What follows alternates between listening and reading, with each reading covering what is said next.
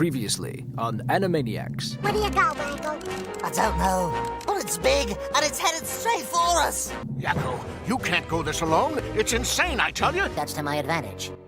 I don't think I love you anymore. I don't know if I ever loved you. Oh, Otto, I'm so disappointed. I'm gonna hit a ball right out of the park just for you. Gee, that'd be great, babe. I hereby sentence you to life in prison. Oh, my. When we last left our heroes, Butch and Cassidy had sprung a trap that was a long time in the making. After keeping a watchful eye on Jessie, James, and their rare talking Meowth as they journeyed across Hoenn, they used their Team Rocket resources to entrap them, turning their secret underground Hoenn base into a fake grand festival and luring James and Meowth away with the recorded sounds of Gyarados. Blorp and Cassidy caught them both. The two now confidently enter their underground base with several other Rocket agents in tow. "You new recruits should be taking notes," Cassidy says to the group. "Butch and I only recently graduated Team Rocket Academy, but we've already taken Hoenn by storm. We've sent agents to steal Pokemon from trainers and coordinators while never losing sight of the real prize, those two twerps talking Meowth." Cassidy and Butch are explaining their plan to two new Rocket agents in particular, two that you may recognize, a young Maxie and Archie. While they will one day form their own evil teams, Team Magma and Team Aqua, at this young age they're with Team Rocket. They're gaining all the experience they'll need to see their own evil plans come to light in the future. Cassidy, Biff, Maxie, and Archie, along with several Rocket grunts, walk down a long stairwell into the underground base where James and Meowth have been captured. Hello? Is anyone there? Where am I? His head foggy, James can barely remember what just happened. He was at the Grand Festival with Jessie, but not. Something went wrong. There was a roar, a pit, and Team Rocket. Team Rocket tricked him again! James is trapped in a cage deep underground after falling for the evil organization's latest scheme. Thinking he was just a handful of battles away from saving his friends, James let his guard down. He pulls at the cage door, trying to free himself, but it's no use. He's stuck.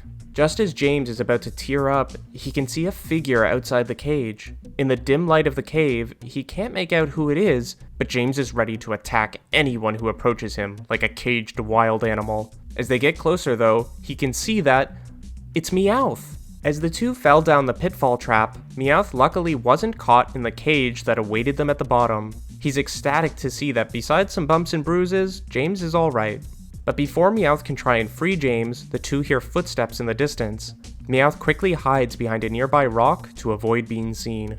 Butch, Cassidy, and several Rocket agents arrive. There's an air of giddiness as many of them are still laughing at their successful trap. Another successful trap. As Team Rocket enters the cave, they turn on the lights. James can now see the bulk of the underground base. Their devices, machinery, equipment, and shelves of Pokeballs, likely all stolen from across Hoenn. "Hello, Jamesy. Enjoying your accommodation?" Cassidy says and approaches the cage. "I would have preferred to catch your hot-headed friend Jessie too, but I'm sure she'll be captured soon enough. The rest of you head up and find her," Cassidy says to the nameless grunts who leave the cave to find Jessie. "Why are you doing this? We had a deal," James says, his knuckles turning white as he grips the cage tightly.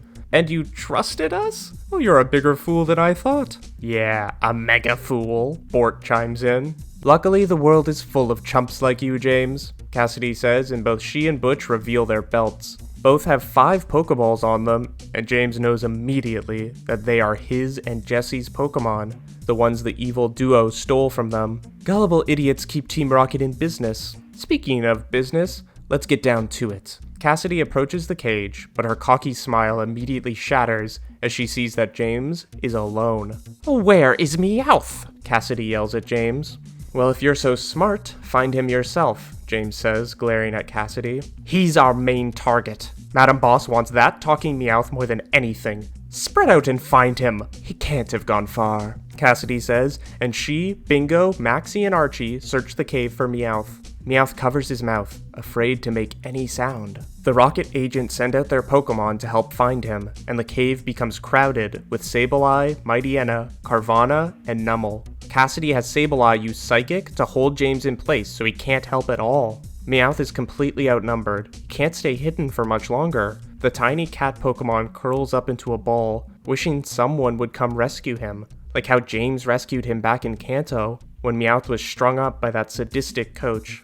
If James hadn't come along and rescued him, Meowth would have spent the rest of his days alone and in pain.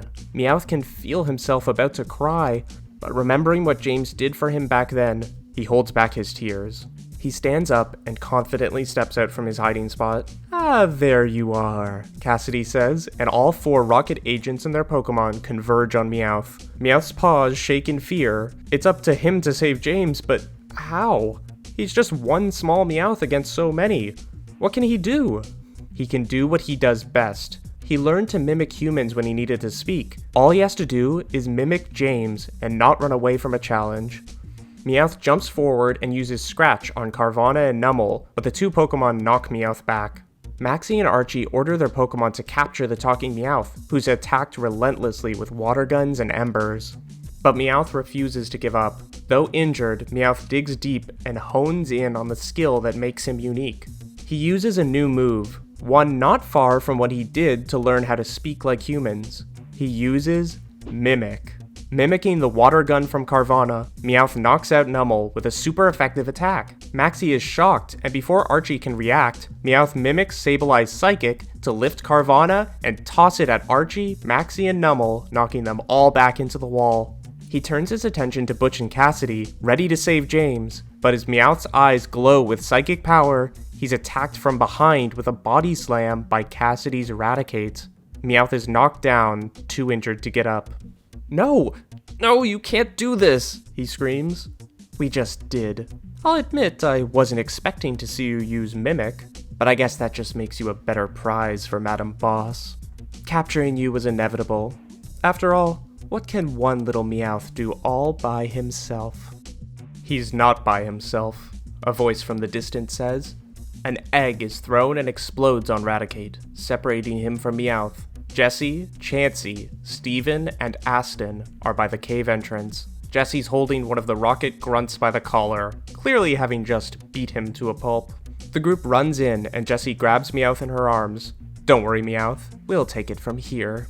Wobbuffet, by Jessie's side, sticks his tongue out at Butch and Cassidy, who are fuming at their former Pokemon. "Traitor!" they both shout at the psychic type, who continues to mock them. Cassidy, panicking, hits an emergency alarm which blares through the base. From another hallway, a dozen Rocket grunts enter to back her and Bangarang up. "Jessie, Aston, you can handle Butch and Cassidy, right? Leave the rest to me," Steven says, cracking his knuckles. He sends out his Metagross, holding back a dozen Rocket grunts all by himself. Aston sends out his Delcatty, who with Chansey is able to hold back Raticate, Mightyena, and Sableye. Delcatty and Chansey fire off quick attacks and egg bombs, while Jessie and Wobbuffet run to help James. Smashing the cage's lock with anger-fueled strength, Jessie frees James. He sends out Growly to join the fight against Team Rocket. The 3-on-3 battle is intense, fueled with more on the line than a simple victory. Their friends' fates rest in the balance. However, Butch and Cassidy are fueled by an almost equal motivation: their deep fear of upsetting Madam Boss. Terrified of the Rocket leader, they are able to knock out Aston's Delcatty and injure Chansey and Growly. "Well, looks like we're gonna win after all," Cassidy says with a manic laugh. "Depends on what you mean by win," Jessie says. "Because to us, winning is getting back our Pokemon," James smiles. Butch and Cassidy quickly look down at their belts, only to see that all of the Pokeballs have been taken. Meowth, though still hurt pretty badly, mimicked Delcatty's quick attack and snatched all 10 stolen Pokeballs while the Rocket duo was distracted. James and Jessie hold the Pokeballs of their stolen friends, both fighting back tears. They've journeyed for so long across Hoenn, all to get to this moment. Both look at Butch and Cassidy with smiles that scream, "You're done for." The Rocket duo begins to shake with fear as Jessie and James send out all 10 of their stolen Pokemon at once. The cave is filled with Weezing, Gyarados, Nidoqueen, Ditto, Carnivine, Arbok, Sneasel, Cloyster, Gengar, and Hitmonlee. But you can't do that! That's too many Pokemon at once, right? This isn't a fair battle, right? Cassidy says, shaking in terror. Oh, didn't you know? James says, stepping forward with confidence. Team Rocket doesn't play fair. With the combined strength of all of their Pokemon, James and Jessie unleash an attack that, if this weren't a children's cartoon, would have disintegrated Butch and Cassidy on the spot. Luckily, this is for kids, so the attack of 12 Pokemon at once sends Butch and Cassidy blasting through the stone ceiling and off into the sky. James, Jessie, and Meowth watch Team Rocket until they disappear into the horizon. Until they hear that classic ding, they don't exhale. But once they're certain Butch and Cassidy are gone for good, they nearly faint from exhaustion and relief. But luckily, their old friends are there to catch them. Though James is caught by Nidoqueen, whose poison barbs sting him something fierce, the pain is a welcome reminder that they're all back together again. James and Jessie cry, their Pokemon doing the same. They hug in the underground base for what feels like an eternity, not wanting to ever let go of each other again. Steven, having already called in the Hoenn police, rendezvous with the arriving Officer Jenny's back on the surface. He and Aston have already tied up the other Rocket grunts, but Maxie and Archie are nowhere to be found. They likely came to and escaped during all the chaos. The captured grunts, however, are all taken to Hoenn prisons. All of the Officer Jennies collect the captured Pokeballs that were stored underground and begin the effort to return them to their trainers and coordinators. Team Rocket's invasion of Hoenn is over. Back underground, Jessie notices that not all of their Pokemon are participating in the group hug. Standing by himself with his head down is Sneasel. Jessie can't tell if Sneasel is hurt or angry, and she walks up to him. Hello, Sneasel. I'm so happy to see you again. I've been thinking a lot about you, about all of you, since you were taken. I thought about how I caught you, and how you didn't always want to be on a team with me. I don't know. Maybe a part of you is happy to be taken away, and you being happy is all I want. If you want to be free now, I won't stop you. Sneasel lifts his head, and everyone sees the tears running down his face. Though still trying to hold on to his tough exterior, it's beginning to crack like the eggs he loves so much. Meowth translates what he has to say. Don't talk like that. When I thought I was never gonna see you again, it was too much to bear. Leave you? I don't want to ever leave your side. The once troublesome and disobedient Pokemon runs towards Jessie and jumps into her arms. He decides to not hold back anymore, to stop fighting it and admit he's happy.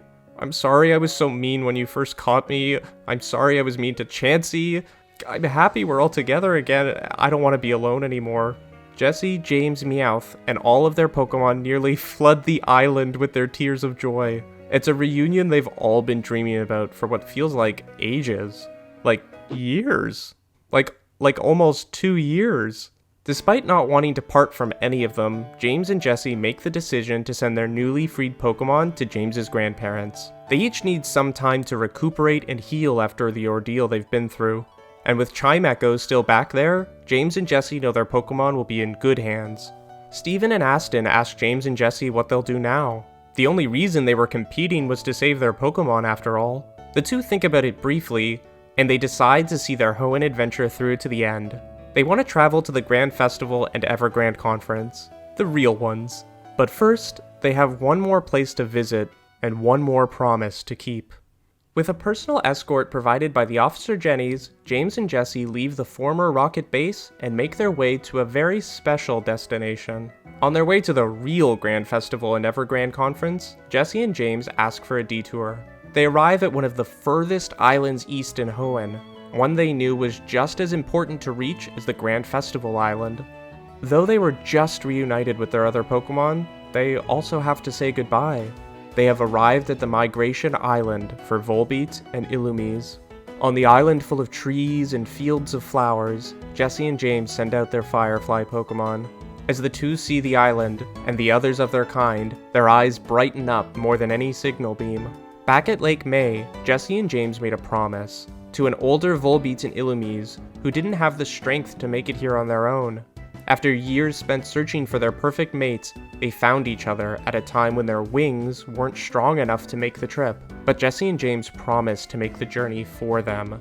And they know how to keep their promises. Jessie and James haven't known the two bug Pokemon for long, but it's still extremely difficult to say goodbye to them. Jessie couldn't have won the Rubello contest without Volbeat's performance, and Illumise battled beautifully in James's Sky battle against Vladimir. It's tough to imagine finishing this adventure without them both, but seeing how happy Volbeat and Illumise are to finally be amongst their kind, after so many years of hoping, how could Jessie and James do any less? Before Volbeat and Illumise fly away, they both get an idea, a small gift to give the trainers who made their dreams come true. After a few minutes in the woods, they return to Jessie and James with small handfuls of extremely bright powder. James takes out a small bag, and they fill it with the appropriately named bright powder. Though small, it's a token of their extreme gratitude. Meowth wants to translate their goodbye, but he's feeling too choked up to speak.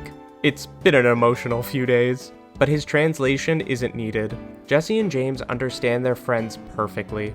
The two bug Pokemon wave goodbye, knowing they can enter their golden years together where they belong. James pulls out the flute collection he and Jessie won at the Flute Cup, the very one used to help initially find Volbeat and Illumise. Using the black flute, James serenades Volbeat and Illumise as they fly into the forest and begin their new life together.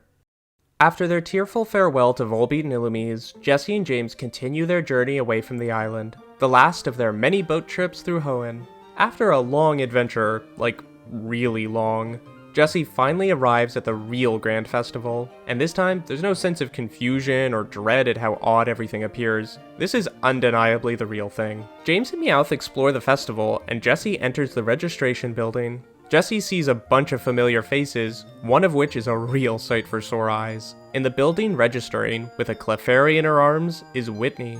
Jessie hasn't seen her friend from Johto since the start of her Hoenn journey back in Slateport, and runs up to her to say hello. Jessie isn't surprised to hear that Whitney won 5 ribbons, considering how strong she and her Pokemon have gotten since winning a beauty contest back in Goldenrod. Whitney is super excited to see Jessie. A part of her has felt really guilty ever since letting Jessie beat her in the Slateport contest, but seeing Jessie win a bunch of ribbons all on her own, she sighs with relief.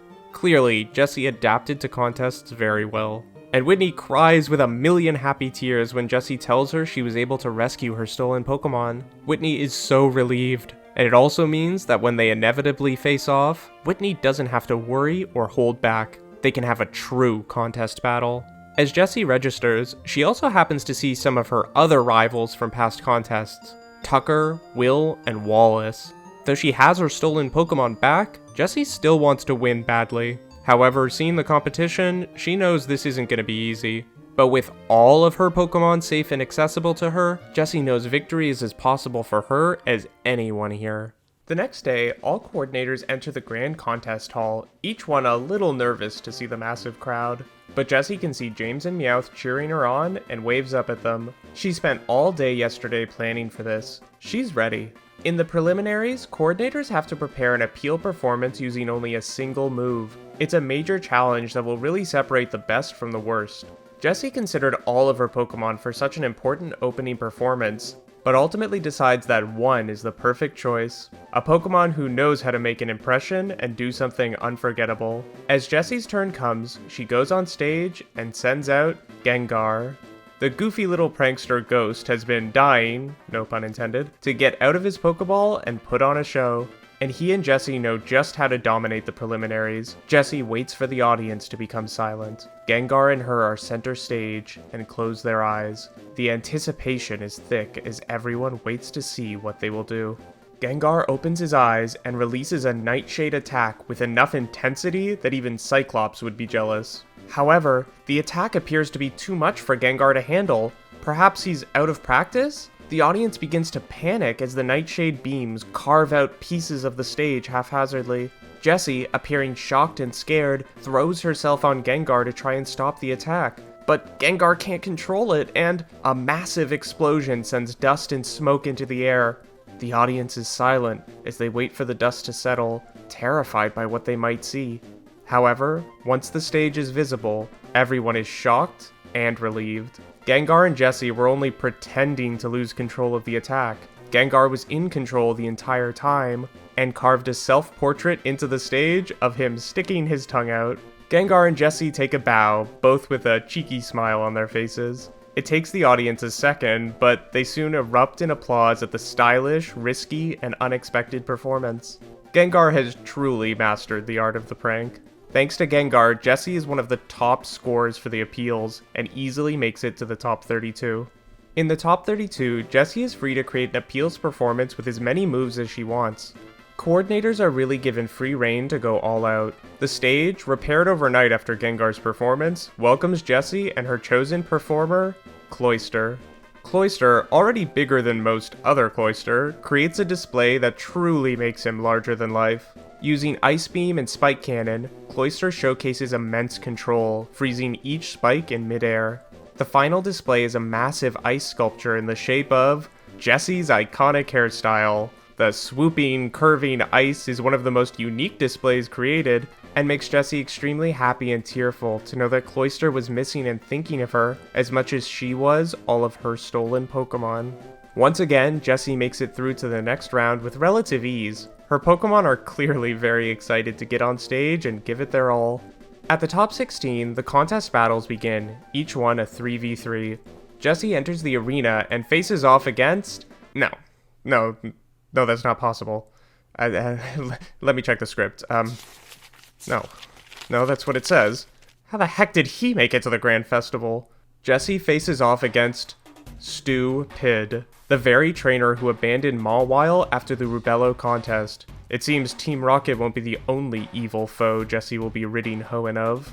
Stu, the selfish loser he is, doesn't even recognize Jessie. So when she accuses him of cheating or buying his ribbons from coordinators who won less than 5, he totally ignores her. This makes Jessie furious. He has no idea the ass whooping he's about to get. Stu sends out Shelgon and Jessie sends out Sneasel.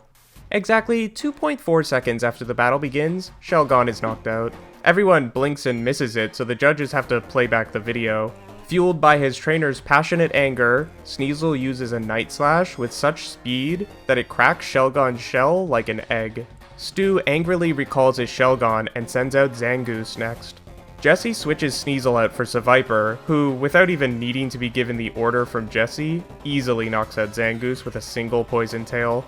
Stu is beet red from embarrassment, and the audience is dead silent, both in awe of Jessie's Pokemon, and a little afraid of her too. Stu is down to his last Pokemon, and sends out Hariyama. Everyone in the audience can tell that Jessie is dominating this contest battle. Seviper is clearly a powerful Pokemon, and could probably take out Hariyama with ease. But Jessie knows one of her Pokemon deserves to be the one to defeat Stu. Jessie has no doubt which Pokemon she will use. Against Stu's Hariyama, Jessie sends out Mawile. Stu recognizes the little steel type immediately, and suddenly remembers Jessie too. He then begins to laugh. He believes the Pokemon he abandoned is weak, and that his chances to win just shot up to 100%. But Stupid is appropriately named. Hariyama charges at Mawile, and Jessie orders her to use Iron Defense. Hariyama uses Force Palm, and Mawile refuses to dodge. She takes the attack head on, and doesn't budge an inch. Hariyama may as well have just attacked the side of a mountain.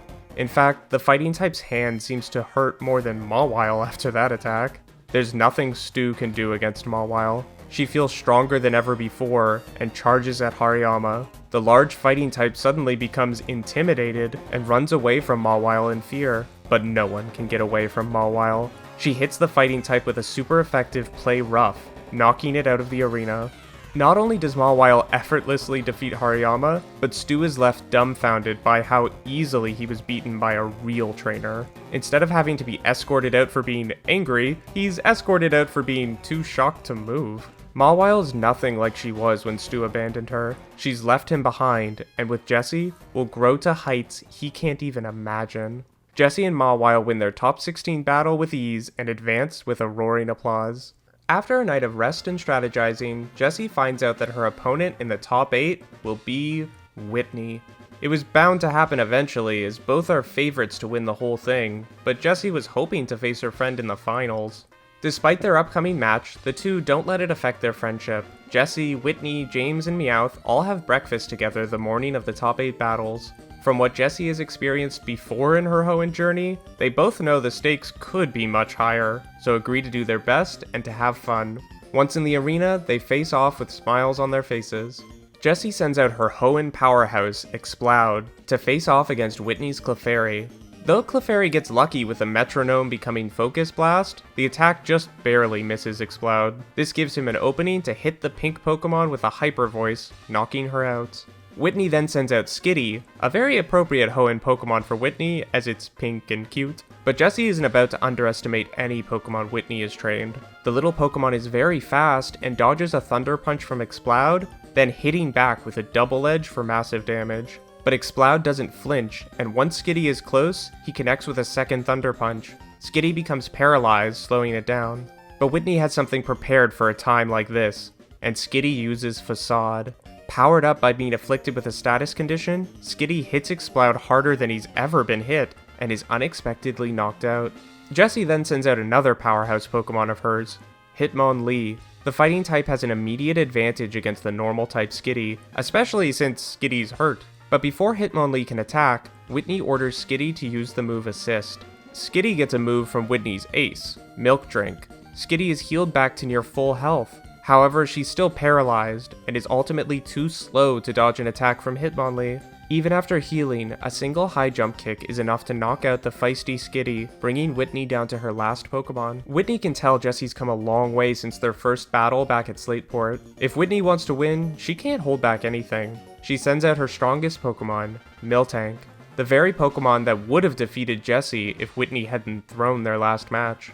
Hitmonlee and Miltank begin exchanging jump kicks and stomps, each just barely dodging the other. Just as it seems like Hitmonlee is going to connect with a super effective high jump kick, Miltank is able to dodge using Rollout. Hitmonlee takes a lot of damage, as his missed high jump kick causes him to collide with the arena floor. Miltank then turns on a dime and hits the fighting type with a powerful Rollout.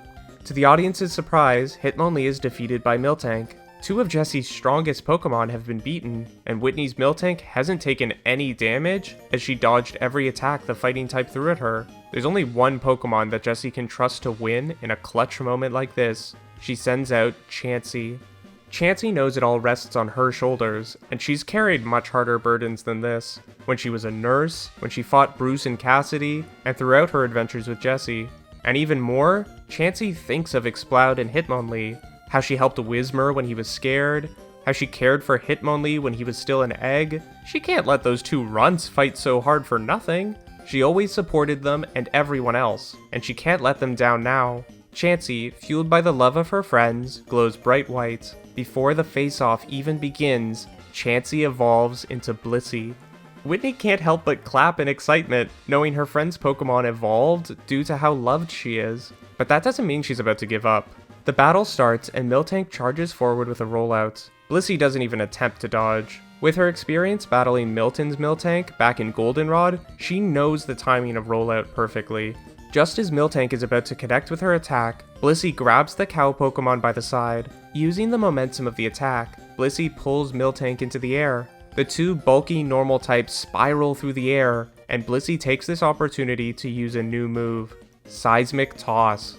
Connecting with the powerful, momentum-fueled, super effective attack, Blissey is able to knock out Miltank in a dazzling display of control, timing, precision, and power.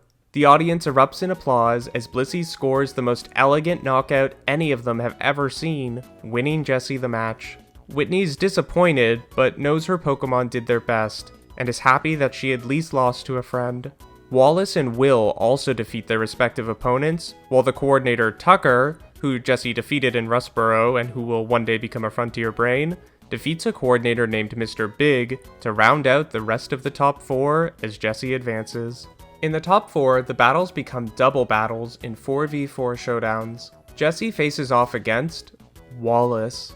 After watching him dominate the Fall Arbor contest and losing to him in the Lily Cove contest, Jessie enters the top 4 match pretty nervously, probably more so than any other battle she's had in Hoenn. She feels like she did when she battled Claire in her first gym battle ever, outmatched. But she can't give up before the fight has even begun. She owes it to her Pokemon to stay strong. The first double battle showdown is Wallace's Swampert and Wailord against Jessie's Grumpig and Wobbuffet. Swampert's muddy water is hard enough to dodge, but Wailord's massive body makes it almost impossible to avoid its attacks in the relatively small arena. But that massive size could be their downfall. When Wailord uses Body Slam and Wobbuffet uses Counter, sending that immense bulk right back at it, he knocks out the whale without moving an inch. However, a fainted Wailord can Body Slam almost as well as an awake one, and unfortunately, as it's knocked out, Wailord falls down onto Wobbuffet, knocking him out too. Though not nearly the elegant exchange Wallace would want, this double battle has become a 1v1 with Grumpig against Swampert. Grumpig and Swampert trade off Muddy Waters and Psybeams, but it's clear that Swampert is doing more damage than he's taking. The water type is a powerhouse that has propelled Wallace through the tournament thus far. Just as it did against Mawile back in Lily Cove, Swampert hits Grumpig's head with a powerful Iron Tail. However, as much damage as he does, hitting the pearls on Grumpig's head also enrages him.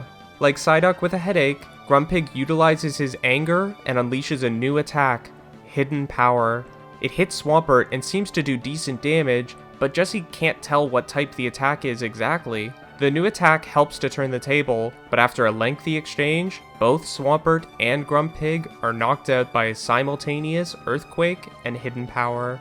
The battle and their places in the Grand Festival all come down to one double battle, but Wallace can tell that Jessie has come a long way since Fall Arbor and Lily Cove. This won't be an easy fight.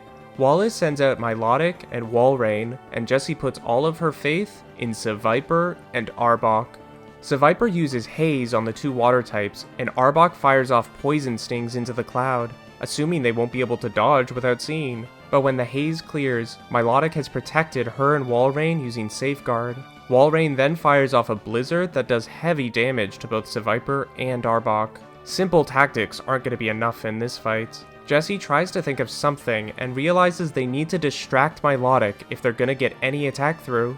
She orders Arbok to use Dig while Seviper covers the arena in haze again. Once tunnels are dug under the stage, Arbok bursts out, surprising Milotic before it can defend and hits her with a newly learned Poison Fang. Wallace orders Milotic to use Aqua Ring to heal off this damage, but while Milotic heals, the two poison snakes attack Walrein. Seviper's Poison Tail and Arbok's newly learned Poison Fang combine to do devastating damage, and knock out Walrein in an instant. Milotic is healed to full with Aqua Ring, but is now on her own facing off against two snakes with poison dripping from their fangs. Even the audience assumes Wallace is done for, but as a future champion, he doesn't give up.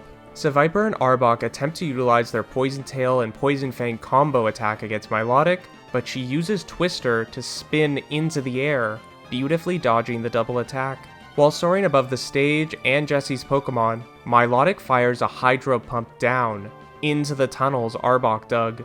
Milotic fills the tunnels with so much water and force that each one becomes a geyser of immense power. There's nowhere for Arbok or Seviper to dodge or escape to, and they're both hit directly. This critical damage would be enough on its own to knock out any Pokemon, especially after taking a blizzard from Walrein. But Seviper and Arbok have not fainted. They're still up, barely.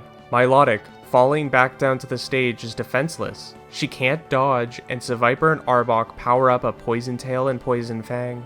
Milotic and Wallace shut their eyes, anticipating the attack that will surely knock them out of the Grand Festival. But before the two poison types can unleash their attacks, they succumb to their wounds and faint. Milotic gracefully lands on the stage, and Wallace is declared the winner. He congratulates Jessie and admits that if that attack had gone through, it would be her moving on, not him. Jessie holds back tears of frustration and shakes Wallace's hand. It's devastating to have just barely lost, but she shakes it off and wishes him luck. Will defeats Tucker in another epic showdown, and the audience realizes that this Final Four is one of the strongest Hoenn has seen in years. Any one of them could have won, but there can only be one winner. In the finals, it's Wallace versus Will. While Jessie has defeated Will in the past at Eureka, Wallace has serious trouble against him. Perhaps his Pokemon are still exhausted from their fight with Jessie, and Wallace loses against Will. Will is crowned champion of the Hoenn Grand Festival. He will one day ride this victory all the way to the Elite Four back in Johto. Wallace, perhaps humbled by this loss, turns his attention towards conventional battling and will one day become a gym leader and later the champion of the Hoenn League.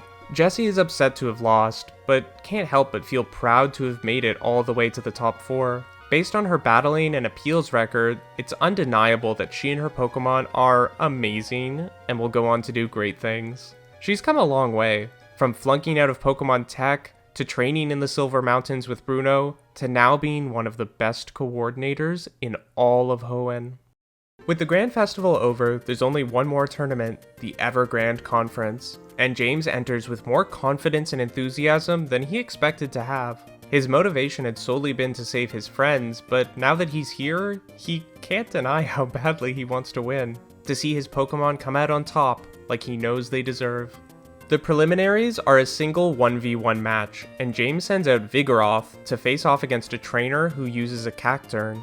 Remembering the rivalry he once had with Cacnea, Vigoroth has no trouble shrugging off Needle Arms and Feint Attacks. With a super effective Focus Punch, Vigoroth annihilates Cacturne, thinking that even though it's a pre-evolution, James's Cacnea is much stronger. After a region filled with gym battles and challenges, Vigoroth begins to glow white after its victory here. Vigoroth evolves into Slacking. James thinks this is a great omen for the Evergrande Conference, not only winning his first battle with ease, but one of his Pokemon evolving too. He can't wait to use Slacking in the upcoming battles. In the first of 3 qualifying round double battles, James has to battle against a trainer named Winona. Although James doesn't know this, Winona is a flying type specialist and will one day take over for Vladimir as the Fortree gym leader. James strategizes on what 2 Pokemon would work best together. He recalls how in the Orange League, Ditto was a fantastic double partner with Haunter, and thinks he will do just as well with Slacking. But when James tries to practice with Slacking for the first time, he learns something. Slacking is, well, pretty lazy. Shedding the vigor and speed of its pre-evolution, Slacking seems even lazier and sleepier than Slackoth was. James is too nervous to use Slacking, unsure of how such a sleepy Pokemon will battle, and decides to go with an Old Faithful and selects Ditto and Growly to battle Winona. In the double battle arena, Ditto and Growly face off against Winona's Altaria and Swellow. Winona is initially able to use her flying types to great effect, easily dodging every Flamethrower and Fire Blast Growly throws at them. But James has a crazy idea to overpower them. Ditto transforms into Swellow, and Growly jumps on its back. Not unlike the Thunder Armor Ash used in that other timeline, Growly and Ditto Swellow are coated in a Flare Blitz, and defeat Winona using a technique James calls Fire Armor. It shouldn't work, it doesn't make any sense, but it's flashy and effective, and wins James the match. In the next double battle, James decides to use his 2 favorite grass types, who so often hurt him with love, Carnivine and Cacnea. Against a trainer's Plusle and Minun, the 2 have a strong advantage. They resist all of the opponent's electric-type attacks, and are able to slow them down thanks to Carnivine's Vine Whips and Cacnea's Sandstorm. Ultimately, the 2 absolutely dominate and defeat Plusle and Minun with a combo of Bullet Seed and Pin Missile. Just one more qualifying round to go before the top 32 is chosen, and James's next opponent could be really tough. This trainer will one day take over as the Rustboro gym leader, Roxanne. However, although Roxanne has made a big impact in the tournament thus far, taking very little damage with her Geodude and Nosepass, she isn't ready for what James has in store. He sends out Gyarados and Milotic. The 2 giant, powerful sea serpents could have destroyed the arena with a cataclysmic storm created from Hydro Pumps, Rain Dances, and Twisters, but decide to go easy on the 2 rock types. Milotic knocks out Nosepass with a Water Pulse, and Gyarados looks at Geodude so intensely that the rock with arms faints. It's a blowout. James leaves the qualifying rounds and enters the top 32 as one of the favorites to win it all. But in addition to the victory here, James notices a certain spark between Gyarados and Milotic. Milotic is impressed with Gyarados' strength, and Gyarados has never met another water type as strong as him before. When James tries to practice and train with the 2 later on, he realizes that being around Milotic leaves Gyarados a little distracted. It's an odd sight to see 2 giant sea serpents blushing. James ultimately decides to send the 2 of them back to his grandparents so they can relax together, and he can focus on the tournaments. Who is he to stand in the way of a budding romance? James decides to bring Chimecho back to help calm and heal his team in between the upcoming battles, which are sure to be really intense. After a night of resting and strategizing, James begins the top 32 portion of the conference. At this stage, it's 3v3 battles. His first opponent is, once again, a future gym leader, Brawly. Funny how often that happens. Brawly, the fighting type specialist, begins with a Machop, and James sends out Gardevoir. This is not a great matchup for Brawly. The fighting type squares up against Gardevoir, but she's able to knock him out with a single Psybeam. Against Meditite, Gardevoir has to work a little harder. Using Protect to avoid a Focus Punch, Gardevoir retaliates with Psybeam. It doesn't do nearly as much damage, especially since Meditite sets up a light screen on the battlefield. However, even though Meditite does some damage with a second Focus Punch, Gardevoir stalls the small fighting type with Double Team and defeats it with a Future Sight. Makuhita is next, and thanks to Meditite's light screen, is able to survive a Psybeam from Gardevoir. Makuhita then unexpectedly knocks out Gardevoir with a combination of Fake Out and Arm Thrust, ruining James's potential sweep. James isn't phased though, and sends out Nidoqueen. Brawly lets out a deep sigh. I never had a chance, huh? He says as Nidoqueen resists Makuhita's Arm Thrust and easily knocks out the fighting type with an extremely powerful Earthquake. Though Brawly is able to barely squeak out a single win in their fight, James ultimately wins and moves on to the next round. In the top 16, James sends out Nidoqueen against his opponent's Kecleon. Although Nidoqueen has immense power, Kecleon is able to camouflage to avoid attacks and change its type to reduce damage. Kecleon wins with a super effective Psybeam, taking out Nidoqueen. James decides to take a chance, and sends out Slaking. With one other Pokemon in reserve, this is as good a time as any to test out his newly evolved Pokemon. Against his opponent's Kecleon, Slaking barely takes notice of the Chameleon's slash attacks. Slaking doesn't seem to want to do anything, especially not battle. Instead of using Focus Punch, Slaking uses Rest, healing off the damage from Kecleon's attacks. Just when James is about to return the unruly Pokemon to its Pokeball, Slaking uses Snore. Its snore is so loud and intense, it's able to knock out Kecleon immediately. James is as blown away by Slaking's strength as everyone else, especially Kecleon, who made good friends with the arena wall, and decides to sit back and see what this sloth can do. The other trainer then sends out Blaziken, assuming the fighting type will make quick work of the sleeping normal type. But when Blaziken uses Jump Kick, it does a lot of damage, sure, but it also wakes Slaking up. Never wake up a Slaking. His eyes burst open and begin twitching with rage. Without even getting up, Slaking's mouth opens and unleashes a Hyper Beam so powerful, the audience worries if Blaziken was disintegrated. Luckily, this is a cartoon, so Blaziken is simply knocked out. And against the trainer's last Pokemon, Absol, Slaking begins taking James's orders and defeats it with a single Focus Punch a la One Punch Man. James and his big lazy sloth win the top 16 battle with ease. Apparently, according to Meowth, Slaking wasn't intentionally ignoring James's orders or trying to be disobedient. Meowth translates for Slaking, "Sorry, that Kecleon's attacks were so weak, I didn't think it was actually a battle. My bad." Both James and Meowth shudder a little, thinking of what immense power is hidden behind those sleepy eyes. In the top 8, James faces off against a trainer who sends out a Shedinja. James has heard about how this Pokemon has been dominating the tournament thus far, and it gave him an idea. He sends out Ditto, who transforms into Shedinja. Ditto's able to dodge Shedinja's Shadow Claw, and defeats it with a Shadow Claw of their own. And then, thanks to retaining Shedinja's Wonder Guard ability, has an easy time with the next battles. The Hoenn trainer never expected Shedinja's ability would be used against her.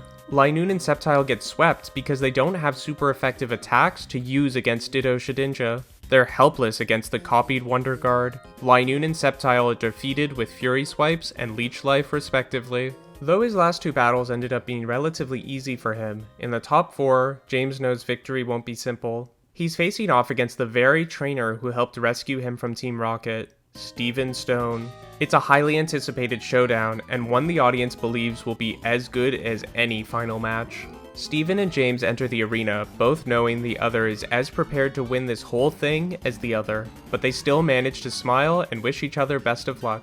The match begins with both putting their best foot forward, sending out Metagross and Growly. These two Pokemon have done very well in the tournament, with everyone talking about Growly's fire armor, and how Metagross has yet to be defeated once in Steven's entire journey.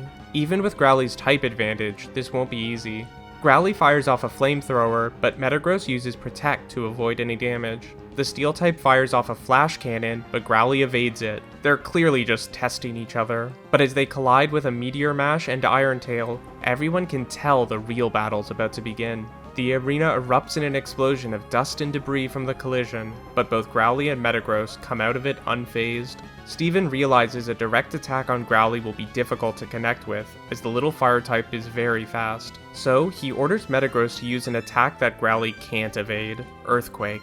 The entire arena shakes, but when Steven looks to where Growly should be, the puppy Pokemon is nowhere to be seen. Growly dodged the attack by jumping just as it was unleashed and landing on top of Metagross. While the giant steel type is distracted by missing its Earthquake, Growly is engulfed in flames. The fire type unleashes an immensely powerful Flare Blitz directly onto Metagross. It takes the full force of the attack, and as the flames dissipate, everyone can see Metagross fainted underneath the smiling, tail-wagging pup.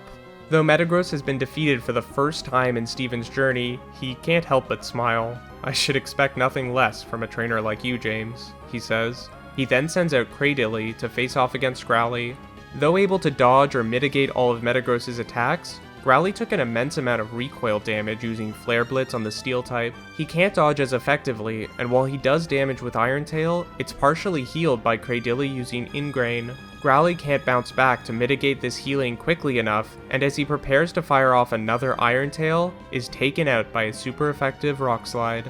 James runs out to grab Growly, who's clearly upset to have lost, but James reassures his best friend that he did an amazing job, and that this fight is far from over. He carries Growly to the sidelines to be watched by Jessie and Meowth, and then sends out Cacnea. She's been a reliable partner throughout his journey, and he has complete confidence she can defeat Cradily. Cradily attempts to use Acid, but Cacnea knocks it away using Sandstorm.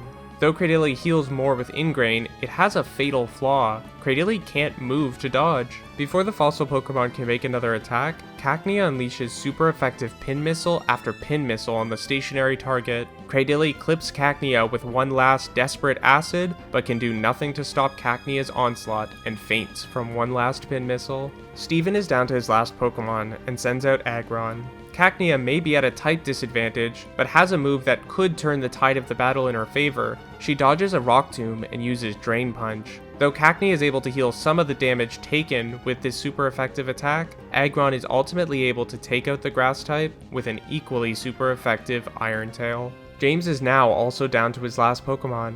He has a long list of friends he can call upon, knowing full well they will all give everything they have to win. But there's one in particular he knows he can trust, and sends out Weezing. Although using a poison type against a steel type seems like a bad idea, James knows Weezing has more to offer than simple sludge attacks.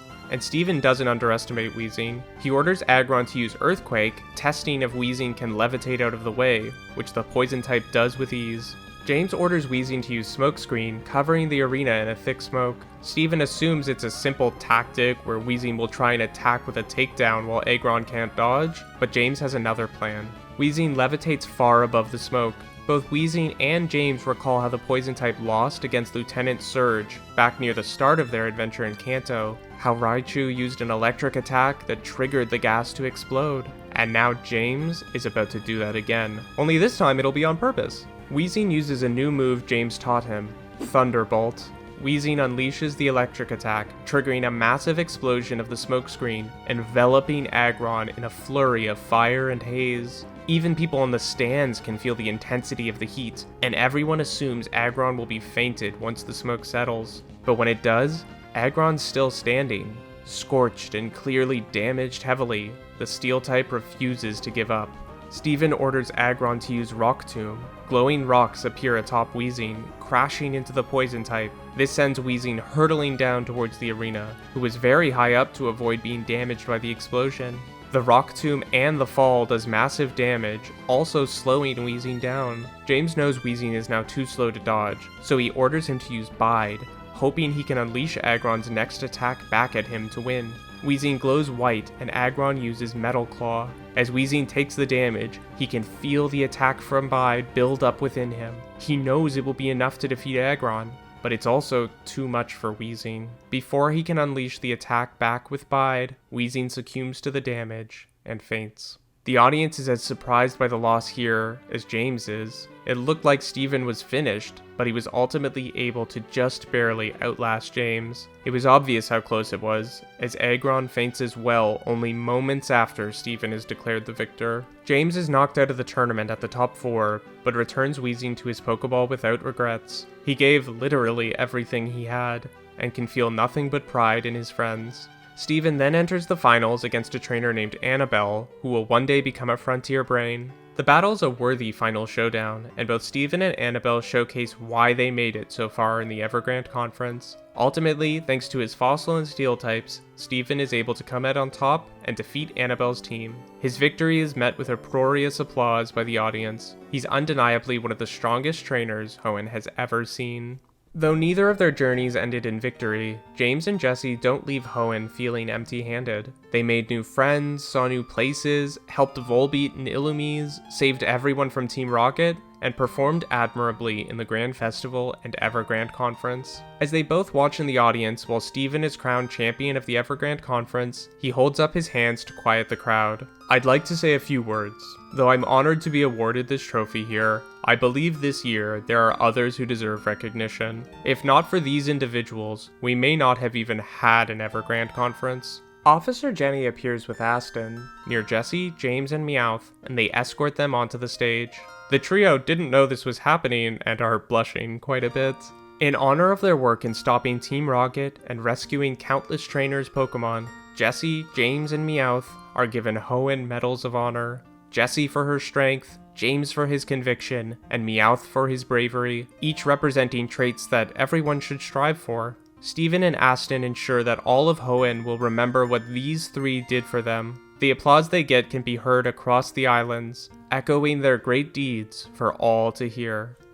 Thus ends our trio's adventure in Hoenn. It took a lot longer to see its conclusion than I expected, but I'm very happy to finally share what I've been working on for so long.